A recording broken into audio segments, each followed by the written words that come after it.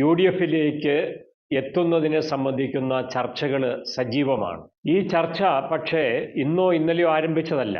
UDF വിട്ട സമയം മുതലേ UDFിലേക്ക് കേരള കോൺഗ്രസ് മാണി വിഭാഗം തിരിച്ചു വരുന്നതിനെക്കുറിച്ചുള്ള ചർച്ചകൾ പലയിടങ്ങളിലായി നടന്നതായി കേട്ടിട്ടുണ്ട്. ഇത്തവണ ആ ചർച്ച ചൂടുപിടിക്കാനുള്ള പ്രധാനപ്പെട്ട കാരണമായി പറയപ്പെടുന്നത് സഭയുടെ സമ്മർദ്ദം കേരള കോൺഗ്രസിന്റെ മേൽ ഉണ്ടായി എന്നുള്ളതാണ്. ചില മാധ്യമങ്ങൾ അങ്ങനെയാണ് അത് റിപ്പോർട്ട് ചെയ്തത്. എന്നാൽ സഭ സമ്മർദ്ദ രാഷ്ട്രീയത്തിന്റെ ഭാഗമല്ല.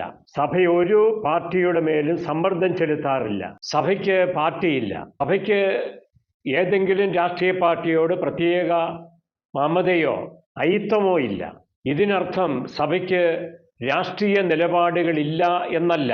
സഭയ്ക്ക് വ്യക്തമായ രാഷ്ട്രീയ നിലപാടുകളുണ്ട്. അത് എത്രയോ വട്ടം സഭാപിതാക്കന്മാര് പൊതുസമൂഹത്തിന് മുൻപിൽ പറഞ്ഞിട്ടുള്ളതാണ്. സഭയുടെ രാഷ്ട്രീയ നിലപാട് ജനാധിപത്യത്തിനും ഭരണഘടനയ്ക്കും ഈശ്വരവിശ്വാസത്തിനും അനുകൂലമാണ്. സഭയുടെ ഈ നിലപാടിനെ മാനിക്കുന്ന രാഷ്ട്രീയത്തോടാണ് സഭയ്ക്ക് ആഭിമുഖ്യമുള്ളത്. സഭയുടെ അധ്യക്ഷന്മാർ ചിലപ്പോഴെങ്കിലും പുറപ്പെടുവിക്കാറുള്ള അഭിപ്രായ പ്രകടനങ്ങൾ വിശ്വാസികളുടെ സ്വരമാണ്. അതിനെ രാഷ്ട്രീയ സമ്മർദ്ദമായി കരുതാനാവില്ല. മറ്റൊരു രീതിയിൽ ചിന്തിച്ചാൽ മെത്രാന്മാര് പറഞ്ഞാൽ ഏത് രാഷ്ട്രീയ നേതാക്കന്മാരാണ് അതിനെ അതേപടി നടപ്പിലാക്കാൻ തയ്യാറാവുക? സഭാവിശ്വാസികളും സമുദായ അംഗങ്ങളും പൊതുവെ ഈശ്വരവിശ്വാസികളും കർഷകരുമൊക്കെ ആകയാൽ അവരുടെ ആവശ്യങ്ങളെ അഭിസംബോധന ചെയ്യുന്ന രാഷ്ട്രീയ പ്രസ്ഥാനങ്ങളോട് ആഭിമുഖ്യം